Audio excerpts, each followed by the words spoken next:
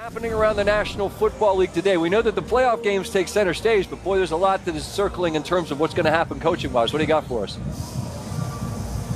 Well, the big injury Sunday is Zay Flowers in Baltimore, Scott, and he right now is doubtful. So it doesn't look like Zay Flowers is going to be able to make it back from his knee injury in time to play against the Buffalo Bills. If the Ravens win this game, there is a chance that Flowers could be back for an AFC championship game, but it doesn't look like he's going to be ready for the divisional playoff in Buffalo against the Bills. Meanwhile, the Chicago Bears recently called the Pittsburgh Steelers to inquire to see if they could talk to or even potentially trade for Mike Tomlin. The Steelers wasted no time rebuffing their efforts, and Mike Tomlin himself said this past week about any team that would inquire, save your time. And meanwhile, both Lions coordinators, offensive coordinator Ben Johnson, defensive coordinator Aaron Glenn, are expected to get head coaching jobs in this hiring cycle. Teams that are interested in their services will be watching tonight. If the Lions don't find a way to win and get upset, those two coordinators would be available to be hired starting this week. But if the Lions win, the wait for their services goes on. But when you talk to people around the league, it seems at this point in time like it's a foregone conclusion. The Lions are going to lose both their coordinators. They managed to keep them together for this run this year, but it seems like that's just not going to happen beyond it. Jason, I'm really interested in this. You lived through it in Philly. Oh, yeah. The great thing about having a great team is you got great coordinators. And then other teams around the league go, we'd like them to be our head coaches. And both your guys, Steichen and Gannon, the next year were someplace else.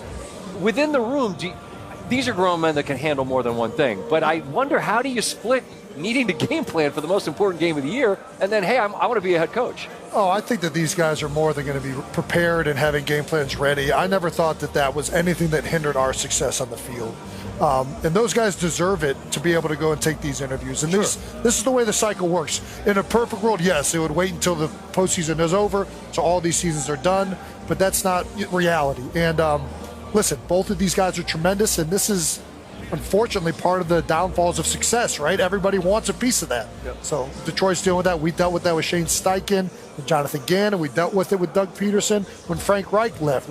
Andy Reid, a big reason he's here is because his staff got picked and prodded in Philadelphia, and ultimately, it's hard to continue to rebuild and retool. This will be a big test for Dan Campbell this offseason, is how do we now replace these guys that have been integral parts of why we've had success. It's a good problem to have. It's when you win, these are the problems you want to be talking about, but you also want to build up your staff such that your lower level staff, your interns, have the chance to be an offensive coordinator someday. And so those lower level hires, when you first become a head coach, are very important, because if you do win, those guys who you didn't rely on much too early, you're going to be relying on them later as you win. I think it's a great reflection, though, of organizational success when the people that you bring in are so good that they have to leave, and then you bring the folks in, hopefully beneath them, to the point you're making big hires. And they'll be the Chiefs here in Arrowhead, the reigning back-to-back champs.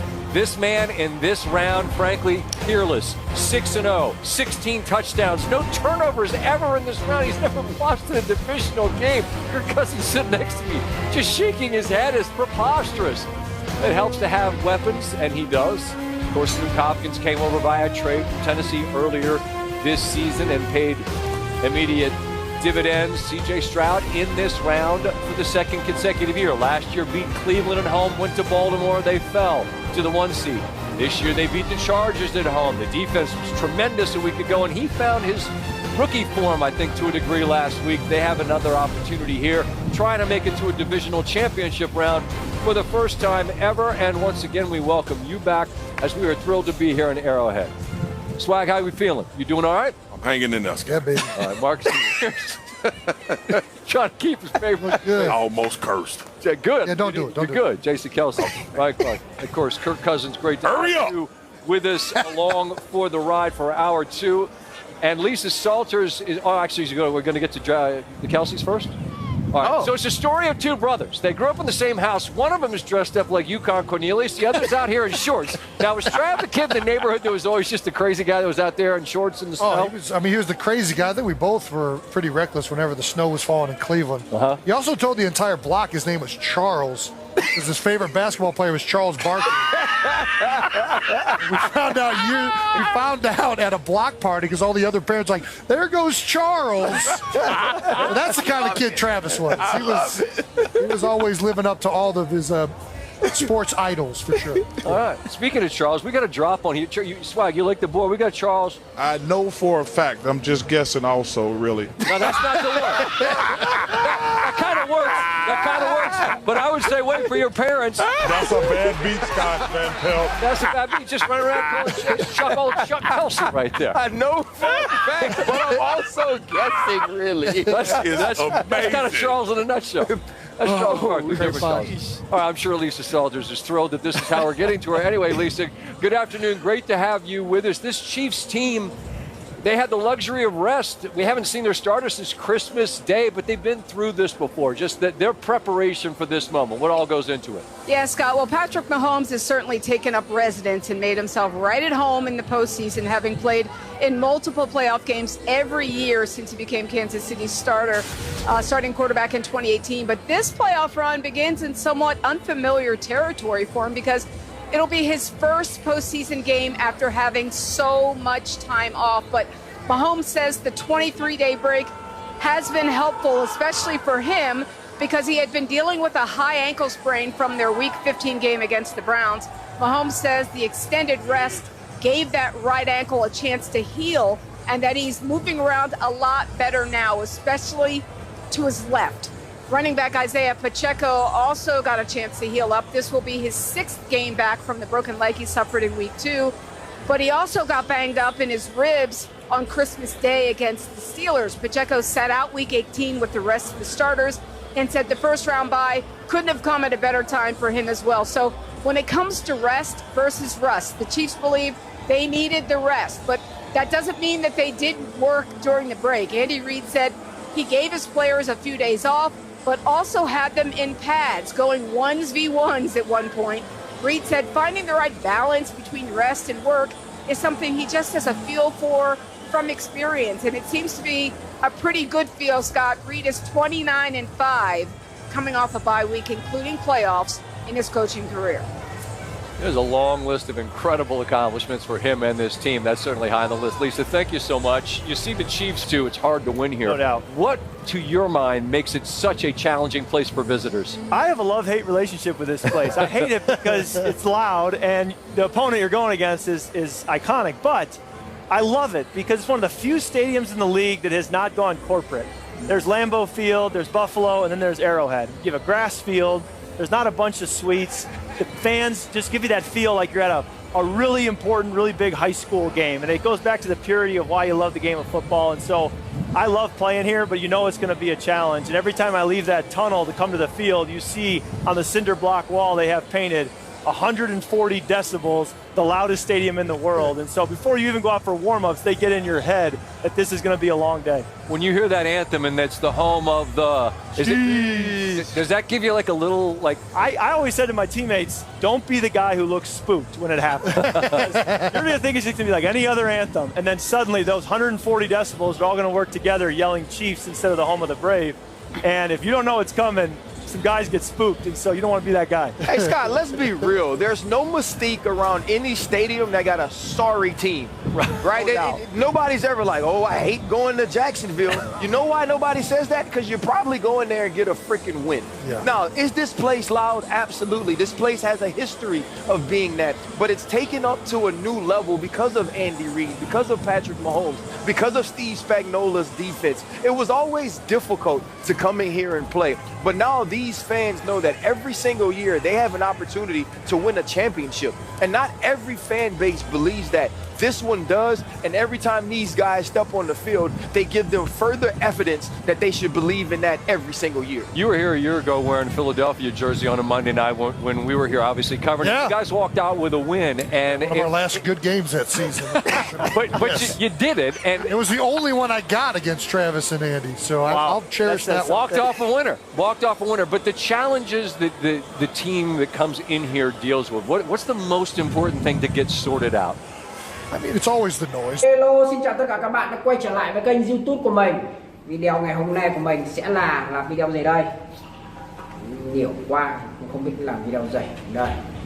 rất nhiều những sản phẩm mình đã chuẩn bị để tô màu để gửi tặng đến tất cả các bạn đây. Đấy, những sản phẩm chắc các bạn rất chi là quen thuộc, những đồ dùng con vật đây, và đồ dùng đi theo mình là hộp xăm màu của mình đây. Đây là những cây màu đầy màu sắc này, rất chi là tuyệt vời nha. Các bạn nếu các bạn thấy hay hãy cho mình like và đăng ký kênh nha. Mình sẽ tiếp tục cùng nhau.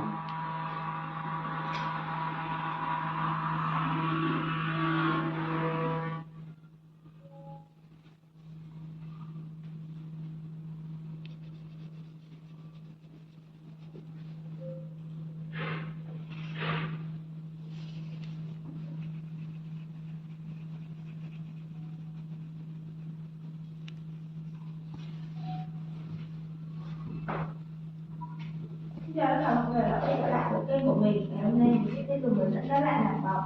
Và hôm nay cũng chỉ có tiêu đề này, hoa thược dược. Các bạn hôm nay vào mình sẽ có tiêu đề là thuốc bắc. Bây giờ bắt đầu làm nhé.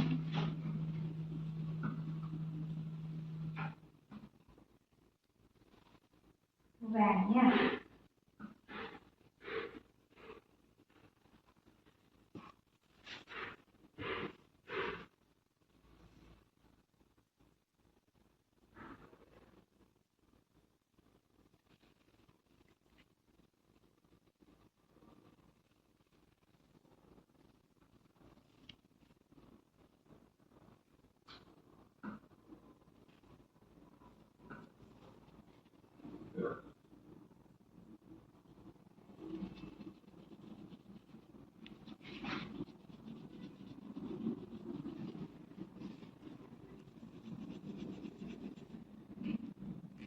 Lên màu vàng đây, vàng đây là màu trắng nha.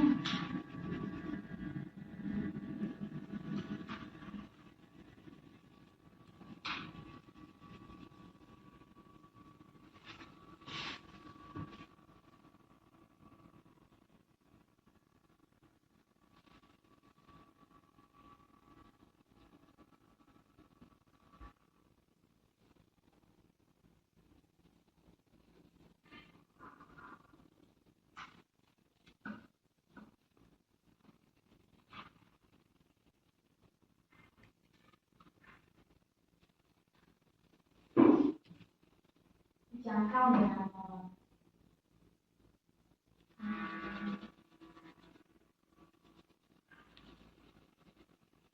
tím nha.